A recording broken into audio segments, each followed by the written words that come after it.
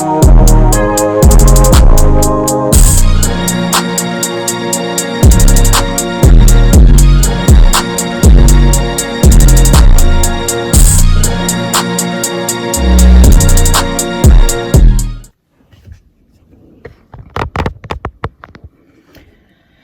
up, y'all?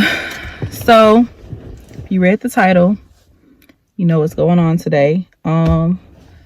Today I'm gonna be talking about my sexual assault story. I've been wanting to do this video for a while. I just never did it. But all of the legal stuff is actually over now. So yes, it took about, I'll say, a year and a half for everything to really be over.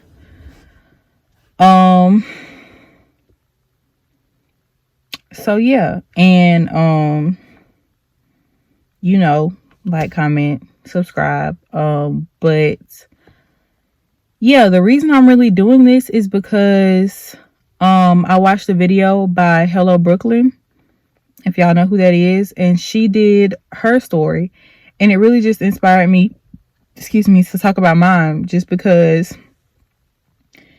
you know, I feel like I'm at a point now to where I can talk about it. Like, of course, I think about it. I mean, I try not to, but at least I know I can talk about it. You know what I'm saying? So, yeah. And I know I can probably help somebody else. So, without further ado, start the story. So, 2018, graduated high school, went off to college at the University of South Alabama. In Mobile, for those who don't know where that's at. So I had this app called Tinder. If you know what Tinder is, that's the app I had. And I met this guy. Let's call him Third. I'm gonna call him Third. So Third and I matched on September 13th, 2018. He said, "What's up?" I said, "Hey." He said, "You got a snap?" I sent him my snap. He sent a check mark. And I have, like, our messages, I have emails and everything pulled up right here for receipts and references. I wish y'all, but it's names just everywhere, and I just, yeah. So then that was it. We didn't talk on Snap, and we didn't talk on Snap. So then November the 4th is when he mentioned me again. He was like, "You must stay at CQ," which is Campus Quarters, which is a South-owned apartment complex. And I was like, "No, I stay in Camellia." And he was like, "That's where he stay." And, like, on Tinder, it could tell you, like, how far away somebody is from you. And apparently it said that I was, like, really, really close to him. So that's why he thought I stayed there. And I was like, "Nah, I'm down the street." So then it was like, "Oh, bet, what you doing?" Chilling, you know, doing homework, talk about cuffing a little bit. And then we started talking about the fair. But the fair had left, like, that day that we were talking about it. And he was like, he couldn't go that day. Cause, like, me, I like to meet up, like, face to face. So, you know, he was like, he's interested in me, all this other type of stuff. And then I asked him, like, okay, what about a lunch date? Like, just something like midday, you know, public type thing. And so he's like, "That's tough. I really like getting to know my girl first before I take him out." And I was like, I sent this emoji, like the face palm emoji. I was like, "Jesus, I was born in the wrong time period. Okay, so what do you have in mind?" He was like, "LMAO, man, look, chill. I'm going to take you out soon, probably next weekend," with the 100 emoji. And he was like, "But I do want to hang before we go out, and we can chill very soon." So I was like, "Okay, cool, whatever." So, then, basically, we end up just like talking about our schedules or whatever. And then I gave him my number. So then we took it to messages, and then we was just talking regularly in the messages or whatever. And then he decided to come get me that day. Like, we decided to hang out that day. Well, that night. So the next day was a Monday, and I had a biology test, but I had already studied for it. But that is part of the story. So I had already studied for it, but I still brought my stuff over to his place. So, you know, he came and picked me up later that day. It was, I set my location at 128. He got there 149. I got to his car about 153 to 154. Because I'm looking at the messages and stuff, because I slid over and screenshot the times and stuff. So then 2:14, I text my roommate. I told her, I was like, I forgot to tell you, I made it. Laughing emoji. I make campus quarters though. The rooms are the same size, but the living room big AF. She was like, LOL, okay. Oh, okay. LOL, sneak pictures. And basically I told her that about the room size and stuff, because we were staying in the dorm and we were looking to move into a new place for the next school year. So that was one of South's campus owned apartment complexes. So it was an option. So then we get there, and like, we barely talked in the car, like small talk or whatever. So we get there, I'm looking around, whatever. It's like mad dark, but it's nighttime, so I didn't really think anything of it. Didn't know if anybody else was in the house, because it's like a multiple bedroom apartment. Some of y'all know how campus apartments are set up, but wasn't really sure if anybody else was in the house. It didn't really seem like it, but again, did not think anything of it at the time. So we go in the room. Of course, I'm looking in the bathroom, whatever. So I sit on the edge of the bed. Now, keep in mind, let's say, okay, so his door was here, and the TV was on this wall right here by the door. Then the bathroom was over here. His bed is right here. I'm sitting on this edge right here from the door, bathroom, and the TV. He walks around this way to that side of the bed, but I'm sitting on the edge of the bed, and I pull out my biology stuff because I'm gonna run over it real quick again. So then he turns on the PlayStation, Xbox, whatever he had. He turns it on, and so he's like, pick a movie. So I get the controller, I pick a movie off Netflix. It's called Bedeviled. If you watched it, we'll do it. So I picked that movie. I've seen it, but he hadn't seen it before. So I played it because I thought it was a cool movie. So I put it on, and I'm looking on my stuff. I finished whatever. So I'm sitting on the edge of the bed. I'm just looking at the screen. So he's like, are you not going to scoot back? And I'm just like, I said, do you want me to scoot back? And he was like, well, yeah. And I'm like, okay. So I scooted back to the back side or whatever. But we sitting up or whatever. So we just watching it. No, we wasn't really talking for real. No cuddling, none of that. So then I start dozing off, right? Because it's late. Of course I'm tired, but I'm dozing off. But I'm trying to keep myself up, because I'm like, stay up, like, don't fall asleep. So I'm keeping myself up. So he comments, he's like, you over there falling asleep, ain't it? And like kind of chuckles. And I'm like, no, I'm up, I'm good. So then eventually I do fall asleep, and I wake up and it's a whole different movie on. So I'm like, dang, I missed the movie, whatever. And he's like, yeah, I know you tired or whatever. And I was like, yeah. So then, you know, by that point it's like late. And so he's like, I'm like, okay, what's your class schedule like or whatever? And so, you know, we discussed our class schedules. And so basically my class and his class were going to start around the same time. So basically he was just like, you know, he could drop me off. And so I'm like, okay. And so boom, that was that. Good night. So I fall asleep. I'm laying on my side. And knocked out. That's it. So I'm asleep. I'm not sure how long I was asleep. I mean, looking at the times based on what I sent my roommate, and the time I had got there, all this happened between the time span of like 2 hours, basically. So yeah. And when I'm asleep, I'm asleep. Like, I am knocked out, honey. Like, I'm knocked out. And I sleep hard. Like, I sleep really hard. So, but I am awakened or woken up, whatever words you want to use, by like this pressure. It just felt like pressure in my lower region. So I'm like, waking up or whatever. And it took me a little minute, but it didn't take me too long to realize what was going on. But like, I woke up and I noticed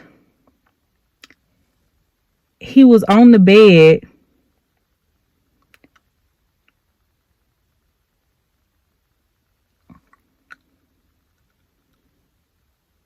He was on the bed doing it to me. And I just remember just being like, what the and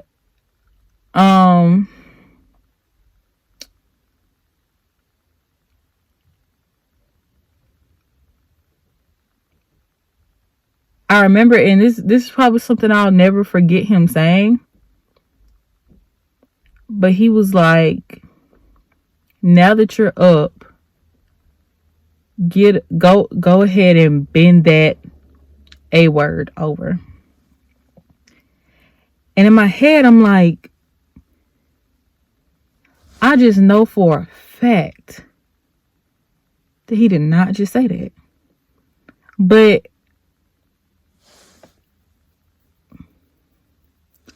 I didn't even scream. Like, I don't know. And I've heard a lot of people say that, like, they didn't. I've heard a lot of people say that they did. But me, personally, it's like you just never know what you're going to do until you're put in that situation. And it was like, in that situation, I probably never felt more helpless in my life. So I just was like, after he said that, he was just like, oh, and do you have a condom? Because mine is effing up. And I was just like, where are my shorts? Where are my underwear? Where are my shorts?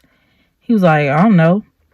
And I was like, can you please give me my shorts and my underwear? Just like, please. And he was like, I told you I don't know where they at. If I knew where they was at, I would have told you the first time. So I'm like, dude, can you please give me my shorts?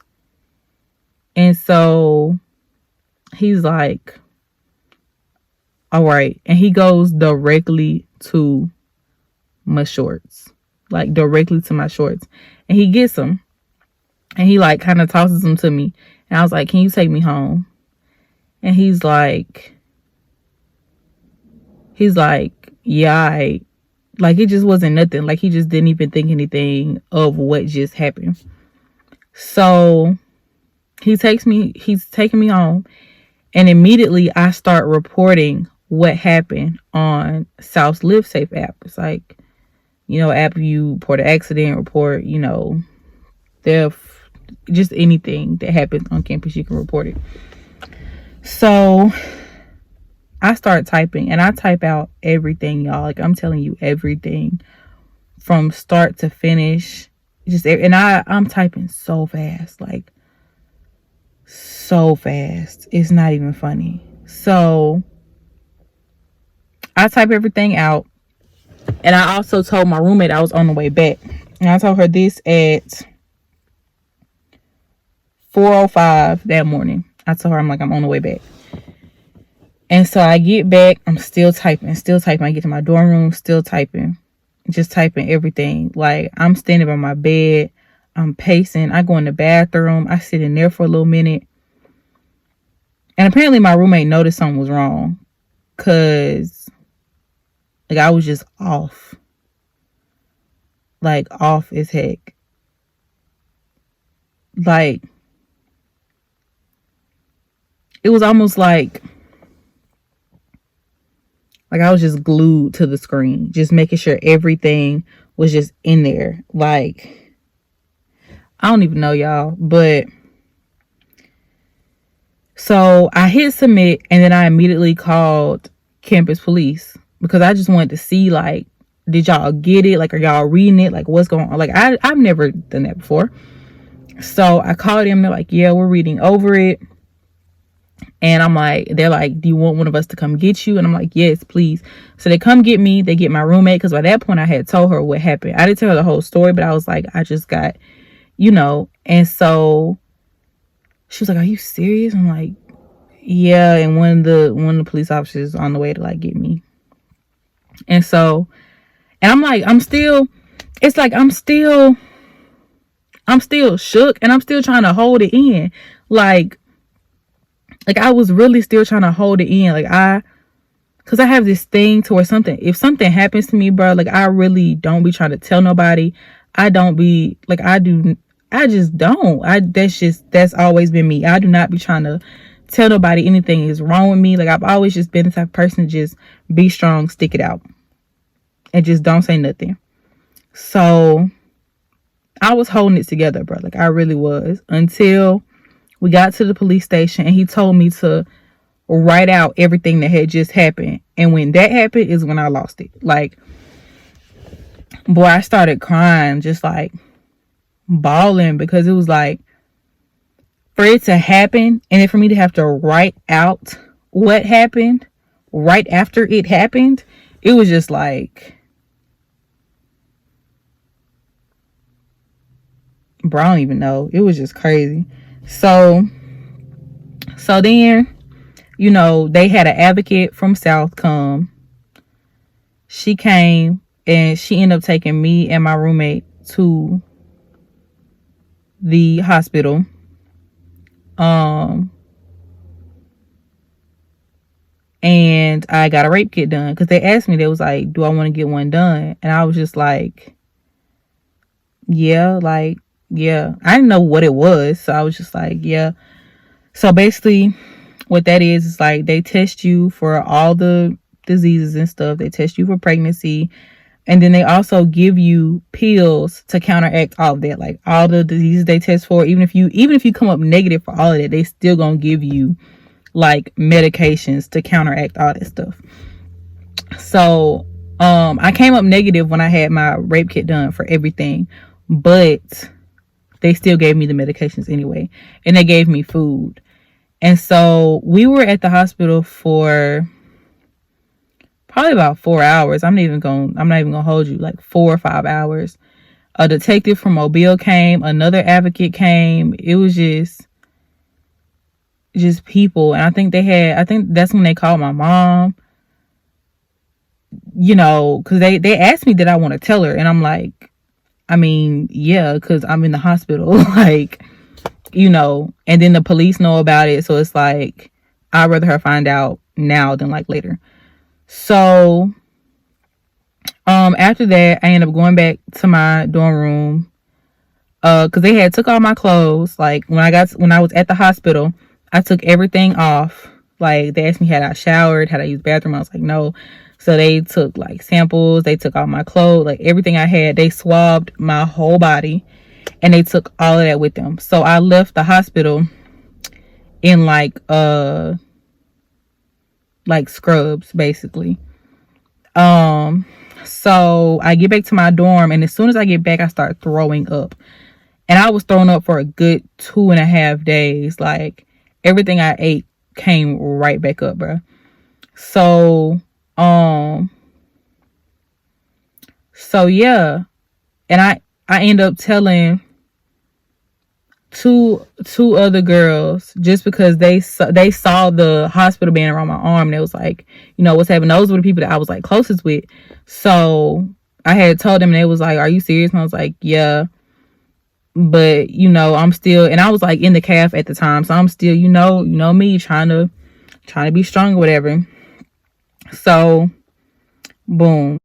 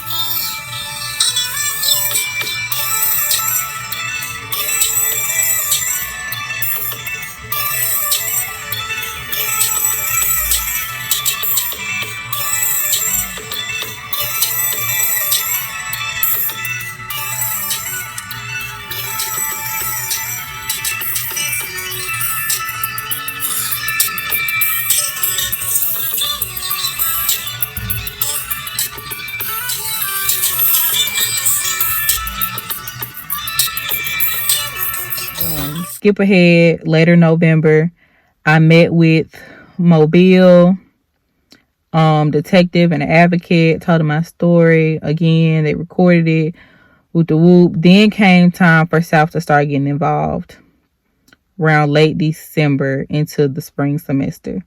So I started talking with Title IX. I started talking with just like a bunch of different people within South that like handle these cases, and they were like sending me emails like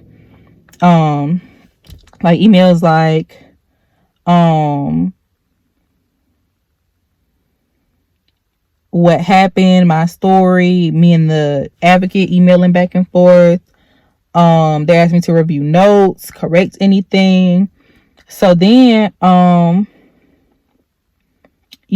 get the email from one of the coordinators, and I'm not gonna say coordinator of what, because people might know who this is, but they're like, contact me so we can determine a hearing date. So I do that, and see, here's the thing. I was told that both of us got the same type of contact. Both of us got the emails. Both of us, they had to make sure that the hearing date worked with both of our schedules. Therefore, they had to contact both of us to set up a hearing date. So we did that, and my hearing date was set for April 18th, 2019. And I believe it was a Thursday, because I know I had class that day. Let me see, what was it? Yes, Thursday, April 18, 2019, from 1 p.m. to 5 p.m. That was the date. So, that Monday, I went to Ransom. And Ransom is basically like, kind of like Bible study at South. It's just like a group of students. And then we had this, he was like over it. His name was JT. And we were just there, and that was the week of my trial. And so I remember JT being like, he just pointed me out of everybody, and he was like, "What are you asking God to do for you this week?" And I was just amazed, because I was like, out of all the people in here, dude, why me? Like, why did you just point to me and ask me specifically this week, what am I asking for? Like, yo, that was the strangest thing. And I swear on everything, like, I told them what happened. Room full of people that I do not know. One of them I knew. Well, a few of them I knew, but mostly did not know. And I told him what happened. I told them what happened. And that I was just, asking that the trial go right, bro. Like, And next thing you know, I'm bawling, bro. Like, people praying for me at my shoulders, my head, my feet, everything. They walked me down to the front. And when I tell you, bro, I fell to the floor. I have never felt such a sense of just being so, like, not even overwhelmed, but just, yeah, kind of overwhelmed. Because it was just like, bro, like, everybody, like, all these females were just like praying over me, bro. And then, like, the dudes in the room got over in this circle. They're praying, I'm praying, like, they're playing music, and I'm screaming and shouting and, like, everything, bro. Because it was just like a release. Like, it was just so crazy, bro. Like, I ain't never did nothing like that in the presence of the Lord before. But it was just like that night, it's just something came over me, bro. And it was just crazy. Like, it was really just crazy. Then, like, my friends, they shouting, screaming, everybody crying, people, like, and it lasted for so long, bro. Like, it lasted for so long. And it was just like, wow, like, just like the presence of the Lord, bro. Like, bro, it's crazy, bro. It's crazy. So at the end of that, like, we all got up, and they was just like talking to me or whatever. Then, like, they all just started like chanting my name, bro. And it just made me feel so much stronger than I had felt over the past few months. That it was just crazy. But then came the trial. So keep in mind, I said we both got the same contact. Just keep that in mind. So we get to the trial, and they inform me that Third is not there. Like, he didn't show up. So I'm like, okay, what does that mean? And they're saying, okay, they're going to go ahead and do the trial. So I'm like, okay. So we get in there. We talk about it. We talk about everything. And, you know, some of the questions, I mean, of course, they had to say what they had to say. But it was just, my advocate told me I handled myself well. Basically, like, I really held it together, because I had already prepped myself. Like, I had prepped myself so much to where I was like, you really just gotta let them know what happened. And any questions that they throw at you, just don't take it too hard. Like, because they're gonna try to ask you questions that make it seem like it wasn't what it actually was. But that's just trial. That's just trial, bro. So you gotta take it with a grain of salt and just answer the question. So, boom. So then, April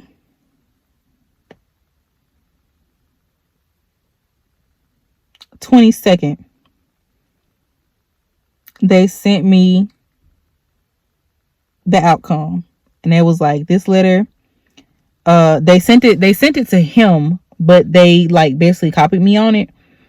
And so it was like, to him, it was like, this letter is to notify you of the outcome of the university disciplinary committee's hearing of the complaint, violation of the sexual misconduct policy, sexual violence, that was filed by me against you on this date. The investigation,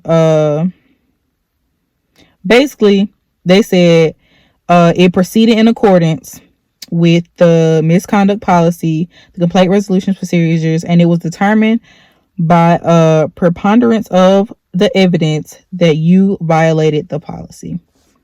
Basically saying they found him guilty. He had to do conduct probation for a year, 120 hours of community service, and write a 10-page paper comprised of 2 parts, yada, yada, yada. So at that point, I'm like, okay, I'm thinking it's over. Like, I'm like, all right, cool. Like, that's the school. They saw where I was coming from. Like, it was cool, right? Wrong. April 25th, 3 days later, they sent me another email. They sent me an email and said, "Dear Miss Turner, a new hearing will be scheduled for your case. The office will be in contact with you to let you know when that hearing will occur. Should you have any questions, please let me know.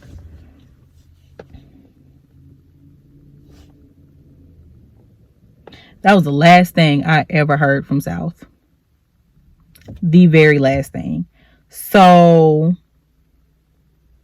you know, I'm like, what? So my advocate texts me and she's like, ignore that email. Like, don't even, you know. And so I'm talking with her. I'm like, why do I need to have another hearing? Like, what happened? And she's like, apparently he didn't get the same like notifications as you did. And I'm like, that's not what I was told before the hearing. And she was like, yeah, I'm talking to them, I'm figuring it out, blah blah blah. So that was it. That was all. Semester ended. Nothing. Like, nothing happened.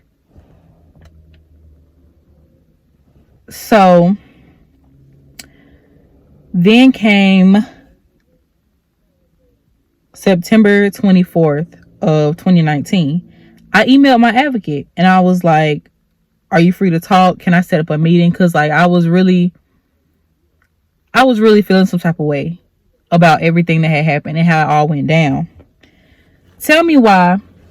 I emailed her, same email address as I've been emailing the whole time. Email back directly. Address not found. Your message wasn't delivered to that email address because the address could not be found or is unable to receive mail. So at this point, I'm like, okay. So I text her phone. It's like the number changed. Number doesn't work. Okay. I try to call. Number doesn't work. I try to call another number, like an office number, the office that we were meeting at. Nothing. So I'm just like, okay. And also, old dude graduated 2019. So after that, it was nothing South could do. So I'm like, okay. So basically they threw everything that they had said, the guilty, the everything out the window because they needed to have another trial. We never had another trial. We still to this day have not had another trial because what else can South do? I have not heard from anybody who dealt with my trial at all. My advocate is basically MIA. Haven't heard from her. Skip ahead to 2020, early 2020. That is when I got a letter in the mail saying that, 2019, I called the detective that was over my case and he was like, yeah, it probably won't, go through until, January, February next year. But we're working on it. And I'm like, okay. So skip ahead to 2020. February comes around and I have like a, what did they call it? It's basically like where I went to the court or whatever, like grand jury or whatever. And they basically walked me through how everything was going to go. So I met another advocate there. Really, really nice person. I met another advocate and, they walked us through everything. And I ended up talking to the lady who was going to do my trial. And she told me, DNA came back. It was basically telling me it was positive. They did find like his DNA and whatnot on my body in different areas. So yeah. She didn't say exactly what DNA it was, like where, like if you like what type of fluids. But yeah. So she told me like it could go either way, blah blah blah. Whoop, whoop. So later on, this was still in February, I had my grand jury trial, which basically I go in there with, her some random people from the area that don't know me or him. So to be like unbiased. And I basically run them through the story. I tell them everything that happened. And then after that, they're free to ask me questions. So we did that. They didn't really ask anything like too hard of me. They were just asking me like, have I had any contact with him? I was like, no, I have him. Like, I had him blocked on everything. Literally everything. I had him blocked. And then the school put like a school type restraining order so where we couldn't have any classes near each other or anything. So no, I had no contact with him. He had not tried to contact me through anybody else. So, nothing like that. The result of grand jury was no bill, basically meaning that it would not go to like trial. So that was it's basically meaning that it's over with. Like, there's nothing more that they can do other than me talking to an advocate, getting counseling and stuff like that, which I do feel like is important. But it's just like,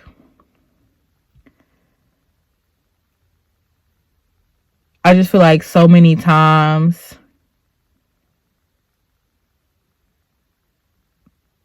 people don't get any type of justice for anything that happens to them. And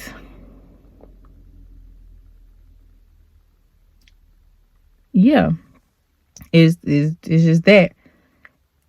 But that was all. Like, that was it. They called me and they told me it was no bill. And I was in class at the time, and I couldn't, and that was this year, and I couldn't do anything but just sit. Like, I sat outside of my class. It was my drawing class. It was one of my favorite classes. But I sat outside of class and I cried. Like, I cried for a little minute. And I ended up just I told my boyfriend to just come get me.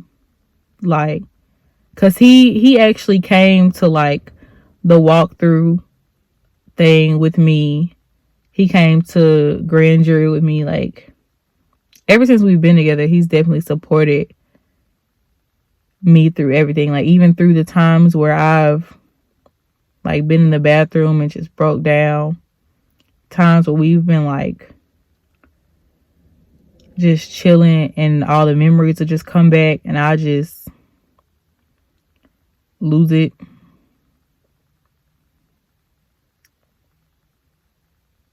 All of that. So I do really appreciate him for that. But as far as legal justice goes, there was none.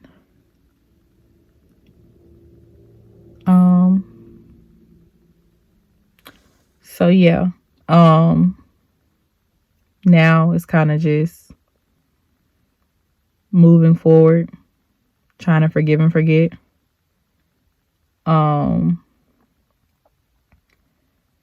know that people get what's coming for them. So, of course,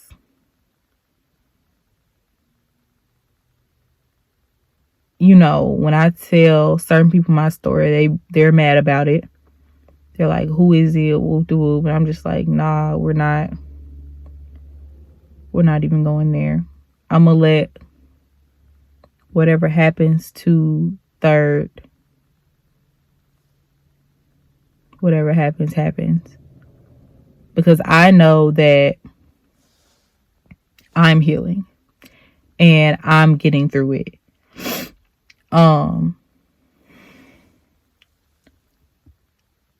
So yeah. I know I'll get through it, and I know I'm going to be straight in the long run. So of course I'm working on forgiveness and all of that. And just to let it go. Like, really just let it go. And I really feel like when I watched Brooklyn's video, maybe about an hour ago, like, I really she prayed for everybody who has been through something like this at the end of her video. And I cried. Like, I cried so hard because it was just like she just prayed for forgiveness and strength and just, you know, for you to get through it. Like, everybody who's been through something like this. And I didn't really think about it until now that is Sexual Assault Awareness Month. But, you know, just to all the people out there who have been through this, like, you will get through it. You are not what somebody has maybe made you feel. Because I know, you know, you may think just the worst of yourself, but that's not the case. Whether you be male or female, that is not the case. So yeah. So I appreciate her for her video so much. I appreciate my boyfriend for his support. I appreciate my mother for her support. My friends for their support. I appreciate Ransom for them being the first people to where I really just let it all out to. I appreciate them so much, JT and Carly. A lot, honestly. So yeah, that's my story. And that's, you know, how the school dealt with it, how Mobile dealt with it, the outcome of it. Just everything that has to do with it. And like I said, still to this day, I haven't heard anything from South, but it is what it is. Yes, I'm working on getting counseling because it's more stuff that I've been through in life. And if I choose to do a story time on that stuff, then I will. But there's more stuff that I've been through that, you know, other things are easier to talk about than this. And, you know, I'm proud of myself for staying strong throughout this video, except for the one time where I talked about Ransom. But I've definitely grown over the course of these 2 years, you know, just growing from what happened to me and just being stronger about it, honestly. You know, seeing things on social media revolving around sexual assault. It's crazy. It's crazy how people think. It's crazy how people judge, you know. You know, what was she wearing? What did you do to provoke him? What? Oh, it was this time. Why was it this time? And like, nothing justifies that. Simple as that. But yo, this video is already mad long. So if you made it to the end, thank you. I appreciate you. Yeah, just thank you. Like, thank you for hearing my story. Thank you for listening to me. And like I said, to those out there who have been through the same thing, I encourage you to, if you can, if you have the platform, share your story, bro, because you just don't know who you can help. Like for real, you don't know. So yeah, thank y'all. I love y'all. I appreciate y'all. Give this video a like, give it a share, comment, tell me your story, you know, whatever it may be. But I love y'all. Peace.